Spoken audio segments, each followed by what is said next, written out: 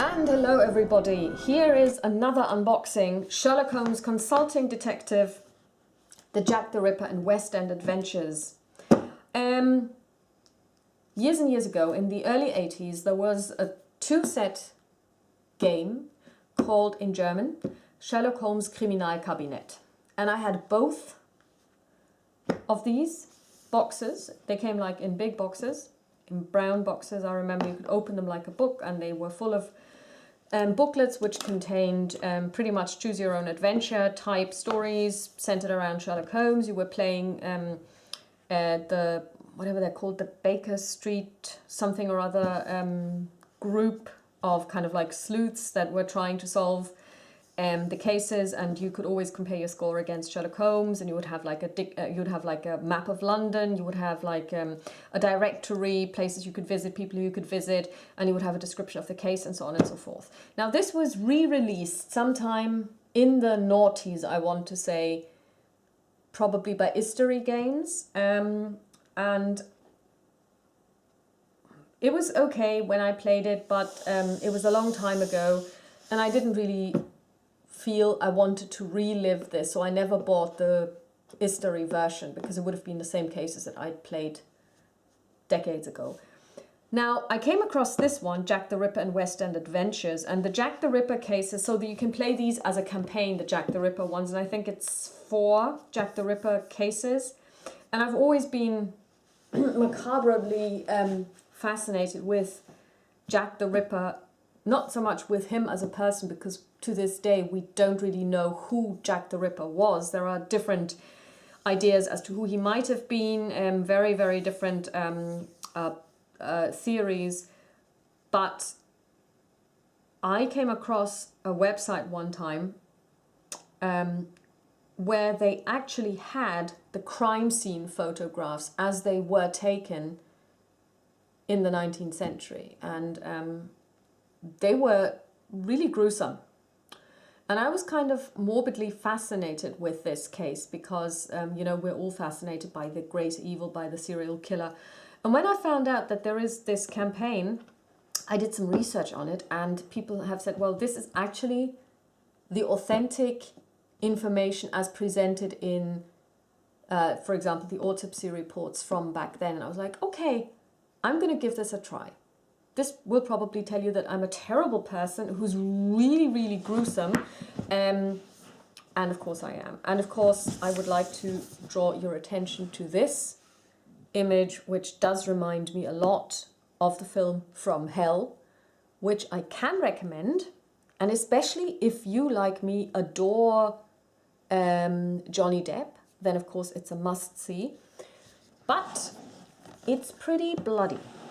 So let's open this. It doesn't open like a book, but it actually pulls out like a case file. Sherlock Holmes Consulting Detective Rulebook. Nice cardstock, feels nice. So I really like the imagery. Really, really lovely.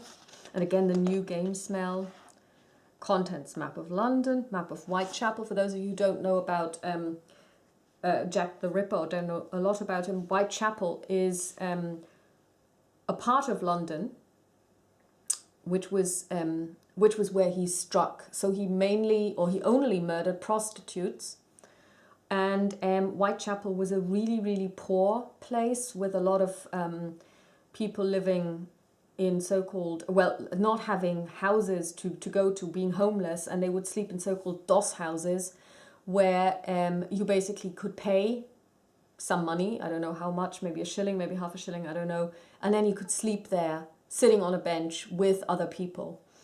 And at least one of his victims was an alcohol addict, and she had made the money working the streets to spend on the doss house fee, but then decided to have a drink instead, drank the money away, and then had to go out to work again to afford a place to stay. And it was on this second outing that she was murdered.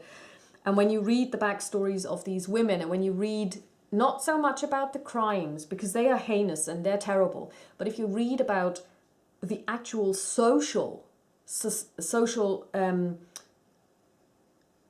predicament these people were in, and how they were preyed upon not only by Jack the Ripper, who killed them, but also by gangs who would extort money, especially from prostitutes and so on and so forth. It is a very, very gruesome story, even without the murders. List of informants, the case books, newspapers, tells you about the game setup and about the Jack the Ripper campaign. Books 1 through 4 form a campaign which allows players... There's a spelling error. Which allows players to try and catch the infamous Jack the Ripper. They must be played in order. If the players are discovering the world of Sherlock Holmes consulting detective with this box set for the first time, we suggest they do not start with the campaign, but rather with the first of the standalone cases, Dr. Goldfire, to familiarize themselves with the game system. And I will actually do this. I will not play the campaign to begin with. I will play the 6 other cases. The newspapers related to the Jack the Ripper campaign are completely independent from those of the other cases. By playing case 5 to 10, the players will therefore have no need of the newspapers from the Jack the Ripper campaign dated 1888. Okay.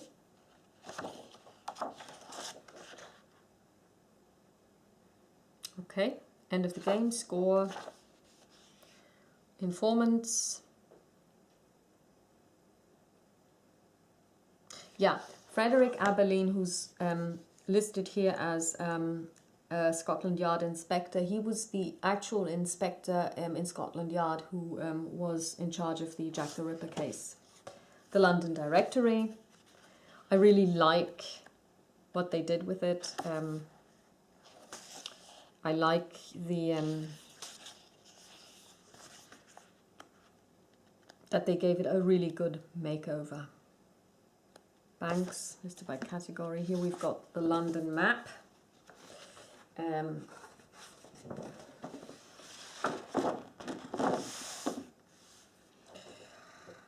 And on the other side, I guess we have Whitechapel, and we do. So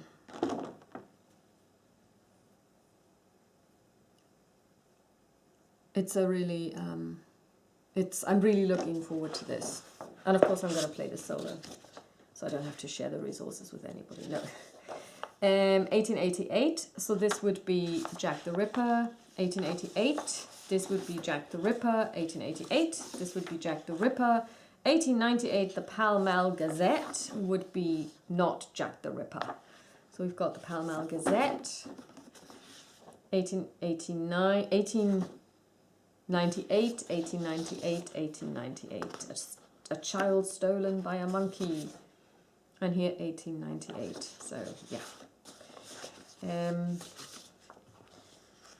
Those are the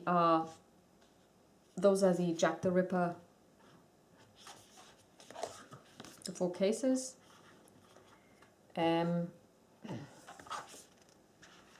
Yeah, so we have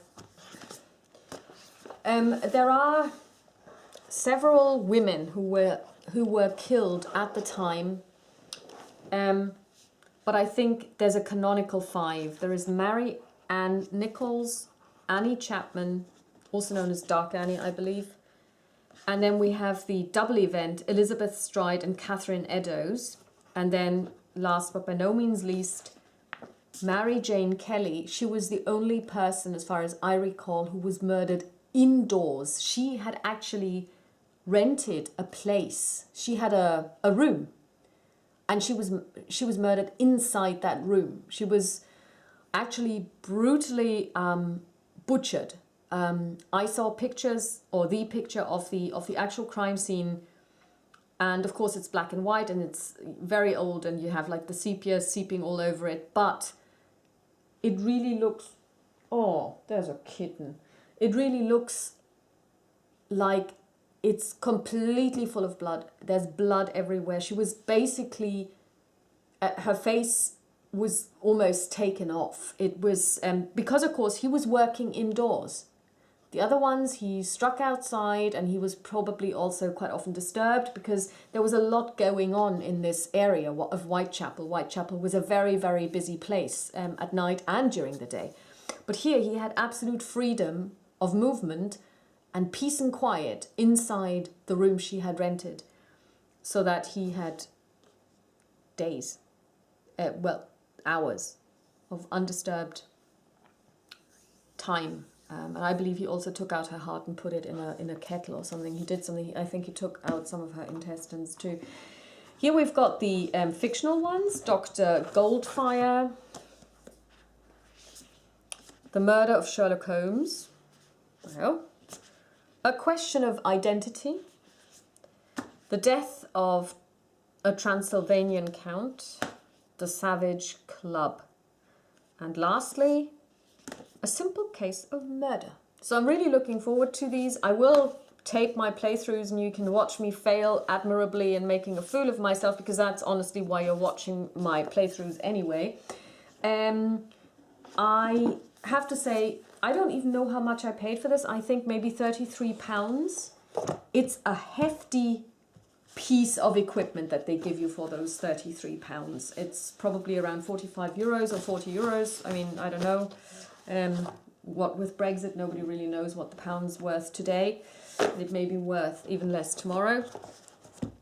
And yeah, so I'm going to start with the normal cases, and I'm going to do the Jack the Ripper campaign possibly for Christmas, when it's really cold outside, when it's dark outside, when everything's terrible, and when I'm at home alone, and I'm going to huddle up with a cat and hope that nobody breaks in. And this is actually, I would like to leave you with this image from hell.